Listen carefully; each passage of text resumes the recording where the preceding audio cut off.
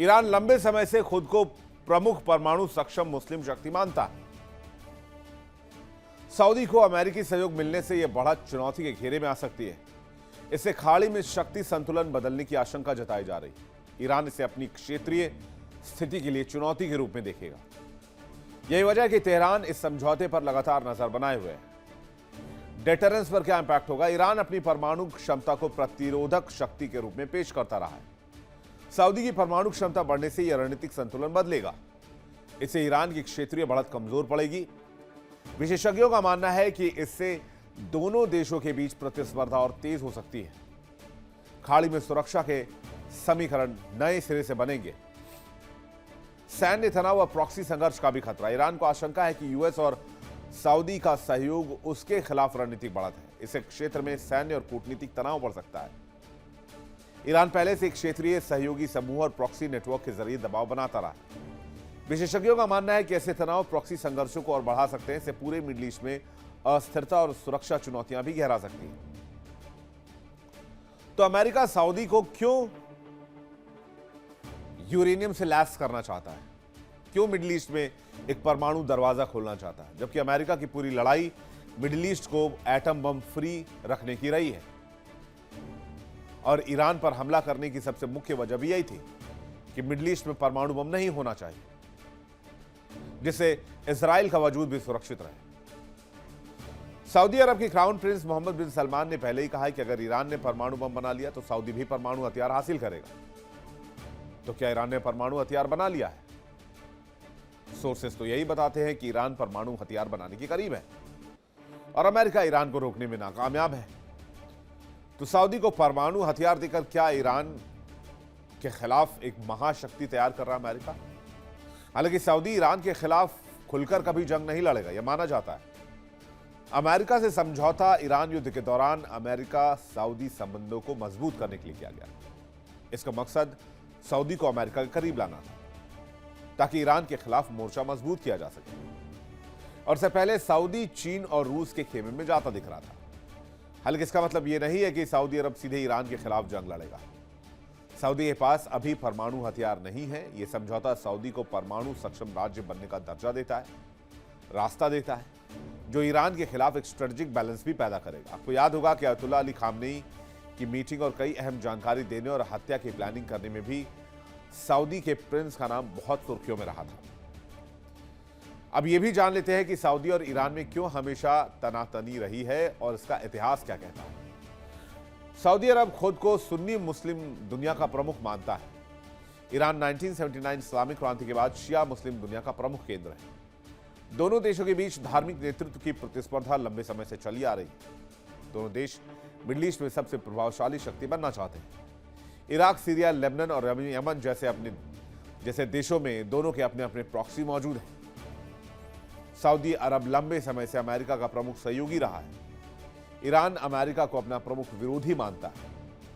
America Saudi की नजदीकी भी ईरान की चिंता का वजह रही है। ईरान का परमाणु कार्यक्रम वर्षों से विवादों में रहा है। सऊदी अरब यमन की सरकार का समर्थन करता है। ईरान पर लंबे समय से हूती विद्रोहियों को समर्थन देने का आरोप लगता है। अभी हूती विद्रोही और सऊदी की अरब के बीच जंग भी शुरू हो चुकी है। सऊदी के 2 जहाजों को जला दिया गया लाल सागर में। और यही वजह है कि यमन और सऊदी के बीच में हालात ठीक नहीं है। दोनों के बीच हमले के दौर की शुरुआत हो चुकी है। ईरान के यूरेनियम संवर्धन का सालों से विरोध करने वाला अमेरिका अब सऊदी अरब को परमाणु ताकत से लैस कर रहा है। तो क्या मिडिल ईस्ट में महाप्रलय की स्क्रिप्ट लिखी जा रही है? ट्रंप प्रशासन और सऊदी अरब के बीच नए परमाणु सहयोग समझौते ने वाशिंगटन से लेकर इजराइल तक और सऊदी से लेकर ईरान तक एक नई बहस छेड़ दी।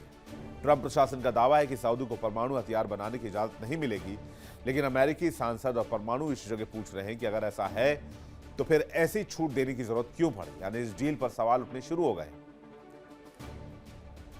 लेकिन अगर ये डील जब हो चुकी है तो इजराइल क्या करेगा? क्योंकि ये तो इजराइल के लिए वजूद के संकट जैसा है। अगर सऊदी में सपोज कीजिए कोई ईरान जैसी सरकार आ गई, कट्टर इस्लामिक सरकार आ गई, तो फिर इजराइल का क्या होगा? अमेरिका और सऊदी अरब के बीच परमाणु डील में सबसे पेचीदा पहलू इजराइल है। इस डील से इजराइल हताश और निराश दोनों हो सकता है। इजराइल की पुरानी और सख्त विदेश नीति रही है बिगिन डॉक्ट्रिन, जिसके तहत इजराइल अपने पड़ोस में किसी भी अरब या इस्लामी देश को परमाणु क्षमता हासिल नहीं करने देता, जैसे उसने 1981 में इराक और 2007 में सीरिया के रिएक्टर्स को नष्ट कर दिया था, जिस वजह से वो ईरान पर हमलावर रहता है। इजरायली नेता और सुरक्षा एजेंसियां अमेरिकी फैसले से बहुत परेशान हैं। उनका मानना है कि आज का दोस्त सऊदी अरब कल सत्ता परिवर्तन या नीति बदलने पर इजराइल के लिए परमाणु खतरा बन सकता है, जैसे ईरान के साथ हुआ। 1953 जब रजा पहलवी की सरकार वहां पर बनाई गई तब अमेरिका और ईरान के रिश्ते बहुत अच्छे थे। 1953 से 1979 तक अमेरिका ने ईरान में जबरदस्त निवेश किया, परमाणु रिएक्टर्स लगाए। नातांज, फोर्डो, ये सारे परमाणु रिएक्टर्स अमेरिका के लगाए हुए।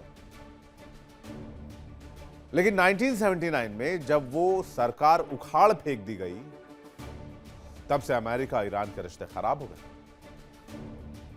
और उसके बाद ईरान के साथ क्या हालात हैं आज की तारीख में आपको पता है।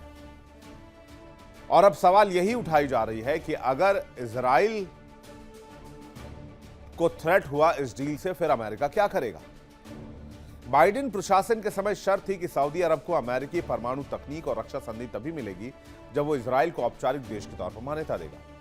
गाजा और लेबनान युद्ध के बाद सऊदी अरब के लिए इजराइल को मान्यता देना जनभावनाओं के खिलाफ था, लिहाजा वाशिंगटन ने इजराइल सऊदी नॉर्मलाइजेशन की शर्त को किनारे रखकर केवल द्विपक्षीय व्यापारी को सुरक्षा कारणों से परमाणु डील पर हस्ताक्षर कर दिए।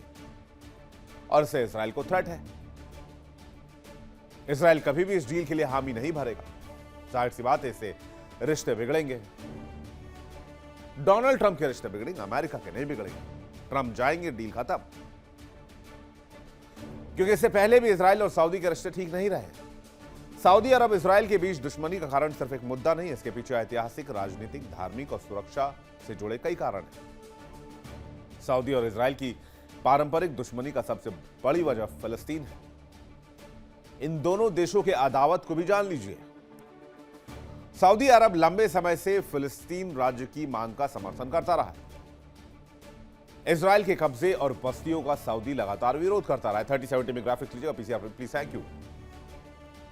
सऊदी ने कहा कि फिलिस्तीन में ठोस प्रगति के बिना इजराइल को मान्यता नहीं देंगे। इजराइल की स्थापना के समय सऊदी अरब ने उसका विरोध किया था। 1948, 1967, 1973 के अरब इजराइल युद्ध में सऊदी ने अरब देशों को सपोर्ट किया। 1973 के युद्ध के दौरान सऊदी ने तेल सैंक्शन भी लगाया था। सऊदी खुद को इस्लाम के पवित्र शहरों मक्का और मदीना का संरक्षक मानता है। अल अक्सा मस्जिद से जुड़े विवादों पर सऊदी इजराइल की नीतियों की आलोचना करता है। यह मुद्दा पूरे मुस्लिम जगत में बेहद संवेदनशील माना जाता है। पिछले कुछ वर्षों में दोनों देशों का साझा प्रतिद्वंदी ईरान बना है। इसी कारण से सुरक्षा और खुफिया स्तर पर दोनों के बीच सहयोग सहमति बनी है। अमेरिका दोनों देशों के बीच समन्वय बनाने की कोशिश करता रहा है। गाजा युद्ध के बाद सऊदी ने इजराइल की सैन्य कार्रवाई की आलोचना की। अमेरिका और सऊदी के बीच सामान्य संबंध की बातचीत लगभग रुक सी गई। वर्तमान में सऊदी का रुख है कि फिलिस्तीन मुद्दे पर प्रगति के बिना वो संबंध बरकरार नहीं रखेगा। और अब अमेरिका और सऊदी में न्यूक्लियर डील की वजह से रिश्ते और तनावपूर्ण हो सकते हैं। सवाल यह उठ रहा है कि क्या इजराइल इस स्थिति में सऊदी को मान्यता देगा, जब पहले से ही ईरान से वो इस मुद्दे पर जूझ रहा है। इजराइल के लिए आगे कुआं पीछे खाई जैसी स्थिति है। इजराइल इस परमाणु डील को रोकने में नाकाम रहा है। इस डील से पहले नेतन्याहू अमेरिका जाना चाहते थे, लेकिन व्हाइट हाउस ने नेतन्याहू को ट्रंप से मिलने का समय ही नहीं दिया। भविष्य में इस परमाणु खतरे को बेअसर करने के लिए सऊदी अरब के साथ एक मजबूत सुरक्षा गठबंधन बनाने के लिए इजराइल सऊदी अरब को मान्यता देने पर मजबूर होगा या फिर अमेरिका में रिजीम चेंज करा देगा। क्योंकि इजराइल के साथ जिस भी लीडर ने रिश्ते बिगाड़े हैं उसकी कुर्सी गई है अमेरिका में। जूइश लॉबी अमेरिका में बहुत स्ट्रांग मानी जाती है और अमेरिका इजराइल को लगातार मजबूत करता रहा है। अत्याधुनिक अमेरिकी हथियार देता रहा है, पैसे देता रहा है, सुरक्षा के आश्वासन देता रहा है। लेकिन अगर अमेरिका की वजह से इजराइल को थ्रेट है या वहां की किसी सरकार की वजह से इजराइल को थ्रेट है, तो समझ लीजिए इजराइल तो खतरे में जब आएगा तब देखा जाएगा वो सरकार पहले खतरे में है। क्योंकि इजराइल के लिए एक्सटेंशियल थ्रेट है। अमेरिका ने सऊदी के साथ डील करके इजराइल को फिर से ठग दिया है, लेकिन ये पहली बार नहीं है। ईरान से जंग में अमेरिका ने इजराइल को कई बार ठगा है। अमेरिका ने सऊदी के साथ डील कर इजराइल को ठगा। अमेरिका और सऊदी की डील इजराइल के लिए बड़ा झटका है। इजराइल ने कहा अरब देश परमाणु हथियार नहीं रख सकते, लेकिन सऊदी को संवर्धन की इजाजत मिल रही है, वो भी बिना किसी शर्त के साथ। ईरान के साथ डील के समय भी अमेरिका ने इजराइल को ठगा था। अमेरिका ईरान में डील को इजराइल ने नहीं माना और न ही इजराइल को बातचीत में शामिल किया गया। ईरान जंग के बीच में नेतन्याहू को अमेरिका जाने की अनुमति नहीं दी गई। इजरायली मंत्रियों को भी अमेरिका वीजा नहीं दे रहा है। कई बार ट्रंप इजराइल और नेतन्याहू को भी धमका चुके हैं, कहते हैं हमारे बगैर तुम्हारा कोई वजूद नहीं है। अमेरिका ने सऊदी से डील करके दो देशों को एक साथ झटका दिया। इसलिए कहा गया है ना कि किसी का अमेरिका ना तो किसी का स्थायी दोस्त है और ना ही किसी का स्थायी दुश्मन। अमेरिका अपना हित देखता है। सऊदी रूस और चीन की ओर शिफ्ट ना हो जाए, ईरान अकेला न्यूक्लियर पावर ना बन जाए, मिडिल ईस्ट में अमेरिकी दबदबा ना खत्म हो जाए, तो इससे अच्छा है कि सऊदी को न्यूक्लियर पावर बना दिया जाए। और अगर सऊदी न्यूक्लियर पावर बनता है तो पीछे से ईरान भी है, यूएई भी है, इसके बाद बाकी के मिडिल ईस्ट के कंट्रीज भी हैं, तुर्की भी है। तो अमेरिका को बहुत सोच समझकर यहां फैसला करना होगा। वर्ल्ड नाउ में फिलहाल इतना ही। वक्त एक छोटे से ब्रेक का है, फौरन लौट रहे हैं। देखते रहिए इंडिया डेली 24/7। देखिए इंडिया डेली 24/7 अब आपके स्मार्ट टीवी पर। इंडिया डेली मौजूद है सभी डिजिटल प्लेटफॉर्म पर लाइव और लगातार। इंडिया डेली 24/7 हर दिन राष्ट्र को समर्पित।